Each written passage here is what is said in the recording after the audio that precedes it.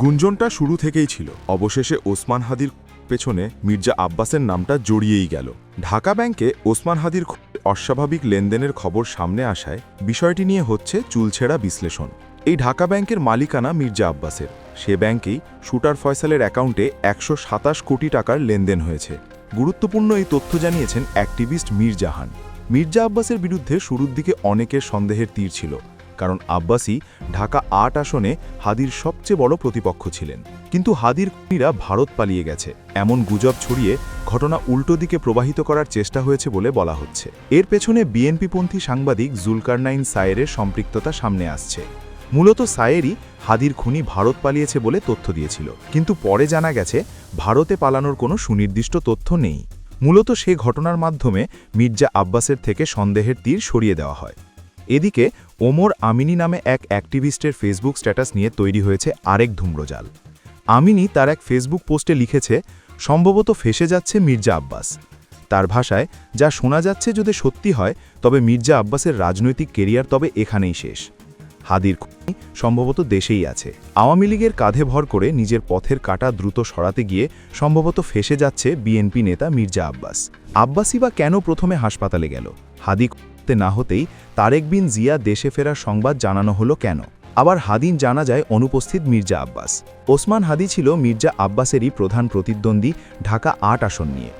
ভারতে পালিয়ে যাওয়ার মিথ্যা নাটক সাজিয়ে মানুষের দৃষ্টি ভিন্ন খাতে নেওয়ার কৌশলটাই সন্দেহকে দ্রুত ঘনীভূত করেছে।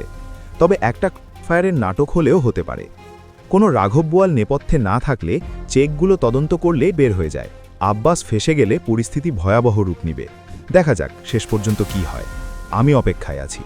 বিএনপির রাঘব বোয়াল না থাকলে এত দেরি হওয়ার কথা না। যদি শেখ হাসিনা বা ভারত জড়িত থাকত, এতক্ষণে তাদের 14 গোষ্ঠীর নাম মিডিয়ায় প্রচারিত হতো। কিন্তু অবস্থা দৃষ্টে মনে হচ্ছে আইন শৃঙ্খলা বাহিনী আছে অদৃশ্য কোনো এক চাপে। বলবে বলেও বলে না। হিসাবটা তবে একটু সহজ হবে দায়িত্বরত পুলিশের বক্তব্যগুলো রেকর্ড করে নিতে পারলে। মোটামুটি সবাই প্রস্তুত থাকেন। এর আগে ইনকিলাব মঞ্চের আহ্বায়ক শরীফ ওসমান হাদি হত্যাকাণ্ডের ঘটনায় মূল অভিযুক্ত ফয়সাল করিম মাসুদ ও তার স্বার্থ সংশ্লিষ্টদের ব্যাংক হিসাবে ১২৭ কোটির বেশি টাকা অস্বাভাবিক লেনদেনের তথ্য পায় সিআইডি। ২১ ডিসেম্বর এক বিজ্ঞপ্তিতে বিষয়টি জানিয়েছেন সিআইডির অতিরিক্ত বিশেষ পুলিশ সুপার আবু তালেব। বিভিন্ন আইন শৃঙ্খলা রক্ষাকারী বাহিনী ও গোয়েন্দা সংস্থা থেকে প্রাপ্ত তথ্য পর্যালোচনা ও বিশ্লেষণ করে প্রাথমিকভাবে সিআইডি এই অস্বাভাবিক লেনদেনের তথ্য পেয়েছিল। এর প্রেক্ষিতে ইতোমধ্যে মানি লন্ডারিং প্রতিরোধ আইন ২০১২ অনুযায়ী ফয়সাল সহ তার স্বার্থ সংশ্লিষ্ট ব্যক্তিদের অর্থ পাচার সংক্রান্ত অনুসন্ধান কার্যক্রম শুরু করেছে সিআইডি। বিজ্ঞপ্তিতে সিআইডি জানায়, গত ১২ ডিসেম্বর দুপুরে ঢাকার পুরানা পল্টনের বক্স কালভার্ট রোডে ওসমান হাদি মাথায় গুলিবিদ্ধ হওয়ার খবর পাওয়ার পর সিআইডি এই ঘটনার নানা দিক নিয়ে ছায়া তদন্ত শুরু করে। ঘটনাস্থলে দ্রুততম সময়ে ক্রাইম সিন ইউনিটের উপস্থিতি, সিসিটিভি ফুটেজ সংগ্রহ এবং ঘটনাস্থল থেকে ঘাতকের ব্যবহৃত গুলির খোসা উদ্ধার ও পরবর্তীতে উদ্ধার করা বিভিন্ন আলামত ফরেনসিক পরীক্ষাসহ চাঞ্চল্যকর এই হত্যাকাণ্ডের নানা দিক নিয়ে নিরলস কাজ করে যাচ্ছে সিআইডি। এরই ধারাবাহিকতায় বিভিন্ন সূত্রে প্রাপ্ত ব্যাংক হিসাবের তথ্য নিয়ে মানি লন্ডারিং অনুসন্ধান কার্যক্রম শুরু করেছে সিআইডি। এতে আরও বলা হয়, ওসমান হাদি হত্যাকাণ্ডের মূল অভিযুক্ত ফয়সাল করিম মাসুদ ওরফে দাউদ খান ওরফে রাহুল এখনও গ্রেপ্তার না হলেও মামলার আলামত গোপন ও অভিযুক্তকে পালাতে সহায়তার আজবে তার পরিবারের সদস্যসহ একাধিক সহযোগীকে গ্রেপ্তার করেছে আইন শৃঙ্খলা রক্ষাকারী বাহিনী। গ্রেপ্তার অভিযানের সময় প্রাপ্ত বিভিন্ন ব্যাংকের চেক বইয়ের তথ্য সিআইডি গুরুত্ব নিয়ে পর্যালোচনা ও বিশ্লেষণ শুরু করে। এতে দেখা যায়, অভিযুক্ত ও তার স্বার্থ সংশ্লিষ্ট ব্যক্তি ও প্রতিষ্ঠানের বেশ কয়েকটি চেক বইয়ে বিভিন্ন পরিমাণ অর্থের কথা উল্লেখ রয়েছে। চূড়ান্ত লেনদেন সম্পন্ন না হওয়া এইসব রেকর্ডের সমষ্টিগত মূল্য প্রায় ২১৮ কোটি টাকা। তবে সিআইডির প্রাথমিক বিশ্লেষণে দেখা যায়, অভিযুক্ত ও তার সংশ্লিষ্ট ব্যক্তি ও প্রতিষ্ঠানের বিভিন্ন ব্যাংক হিসাবে ১২৭ কোটি টাকার বেশি অস্বাভাবিক লেনদেন হয়েছে, যা মানি লন্ডারিং, সংগঠিত অপরাধ এবং সন্ত্রাসী কার্যক্রম সংক্রান্ত অর্থায়নের সঙ্গে সম্পৃক্ত হতে পারে। বিষয়টি আমলে নিয়ে সিআইডি মানি লন্ডারিং বিষয়ে পৃথক অনুসন্ধান কার্যক্রম শুরু করেছে। সিআইডি আরও জানায়, মূল অভিযুক্ত ফয়সাল করিম মাসুদ ও তার স্বার্থ সংশ্লিষ্ট ব্যক্তি ও প্রতিষ্ঠানের বিভিন্ন ব্যাংক অ্যাকাউন্টে থাকা প্রায় ৬৫ লক্ষ টাকা রাষ্ট্রের অনুকূলে দ্রুততম সময়ে যেন বাজেয়াপ্ত করা যায় সেজন্য যথাযথ আইনি ব্যবস্থা গ্রহণ করছে সিআইডি। পাশাপাশি এসব অর্থের মূল সরবরাহকারী ব্যক্তি বা প্রতিষ্ঠান চিহ্নিত করতে সিআইডির অনুসন্ধান অব্যাহত রয়েছে। এছাড়া হত্যাকাণ্ডের পেছনে পরিকল্পনা, অর্থায়ন ও অস্ত্র সরবরাহে কোনো সংগঠিত ও শক্তিশালী নেটওয়ার্ক সক্রিয় ছিল কিনা সে বিষয়েও সিআইডির একাধিক টিম কাজ করছে। একই সঙ্গে অন্যান্য সংস্থার পাশাপাশি মূল হোতা ফয়সালকে গ্রেপ্তার এবং পুরো অপরাধ চক্র উন্মোচনে সিআইডির তদন্ত ও অভিযান অব্যাহত রয়েছে। প্রথম দিকে ফয়সাল ভারতে পালিয়ে গেছে বলে প্রচার হলেও সিআইডি তেমন কিছু নিশ্চিত করতে পারেনি। সব শেষ, ঢাকা ব্যাংকে অস্বাভাবিক লেনদেনে মির্জা আব্বাস কি ফেঁসে যাবেন? হাদি খুন করলে যদি কেউ সবচেয়ে বেশি লাভবান হয় সেটা মির্জা আব্বাস, কারণ তরুণ প্রার্থী হিসাবে ওসমান হাদির জনপ্রিয়তা আব্বাসের ক্যাম্পেইনে ভয় ধরিয়েছিল। ঢাকা ৮ আসন অন্যতম গুরুত্বপূর্ণ একটি আসন। ভোট বিভাজন এই আসনের মূল গল্প। ওসমান হাদির দ্রুত উত্থান একটি স্বতন্ত্র সামাজিক প্রভাব সৃষ্টি করেছিল।